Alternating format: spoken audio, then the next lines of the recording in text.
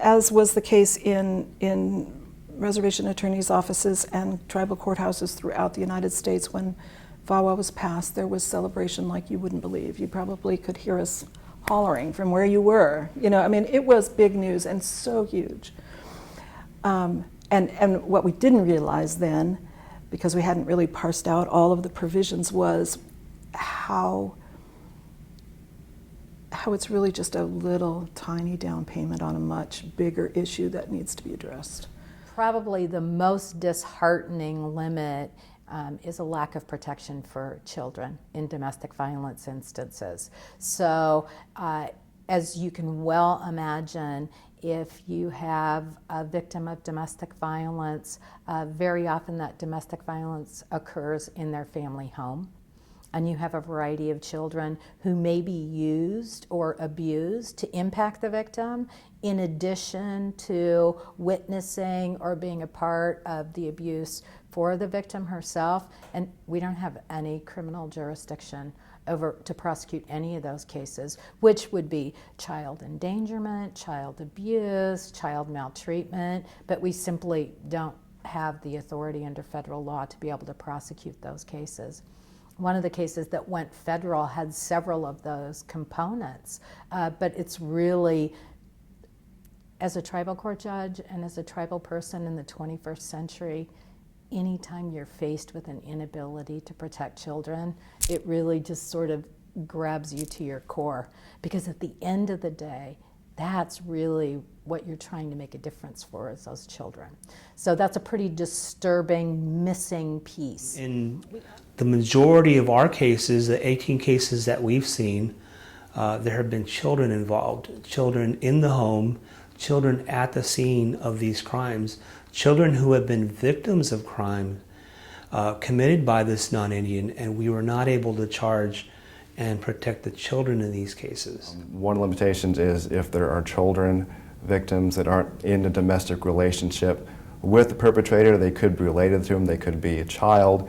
The special jurisdiction does not cover them. Children are often part of it. They're often, even if they aren't being abused physically themselves, witnessing violence against their parent is also traumatizing to them and could lead to other charges, which VAWA doesn't cover.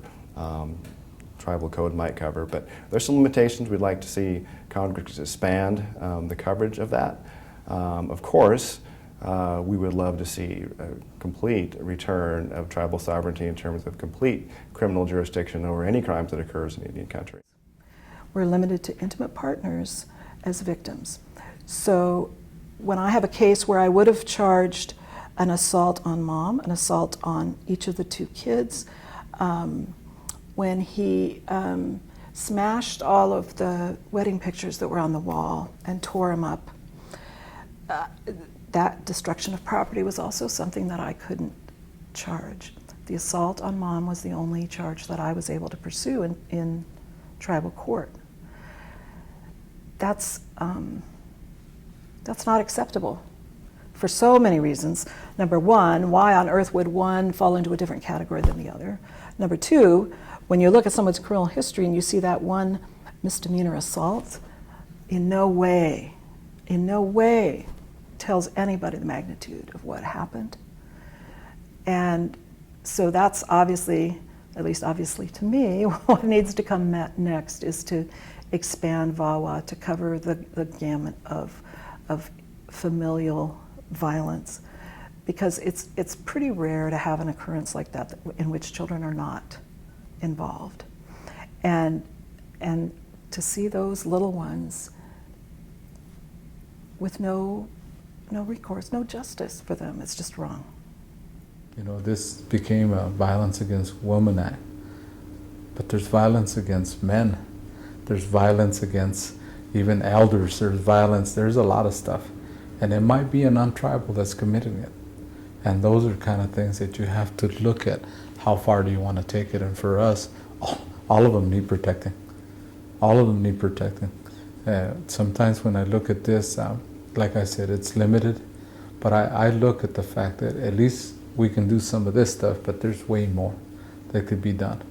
And sometimes even if you look that the violence is not directly at the women, but it could be against the family or that elder or the sister, or even a male on that side. How are you going to charge them? You can't, especially if it's, let's say, a husband that beat up her brother. You know, how do you enforce that to a non-tribal? Well, first of all, it's only for domestic violence. So it doesn't cover sexual assault if it's not against an intimate partner. So it doesn't cover any instances of sort of stranger rape, if you will. I also don't have jurisdiction over non-Indian domestic violence victims. So Tulalip Tribes employs a variety of non-Indian persons, both at the resort casino, at Quilceda Village, and at Tulalip Tribes, and yet the place that might be closest to them or safest for them to come to get a domestic violence temporary restraining order or to report a crime of domestic violence is denied to them. So anytime you deny access to justice to a particular category of persons, it always makes you feel really unsettled. Crimes, like in these cases, often are associated with drugs, alcohol, and so forth. We cannot prosecute non-Indians for those cases.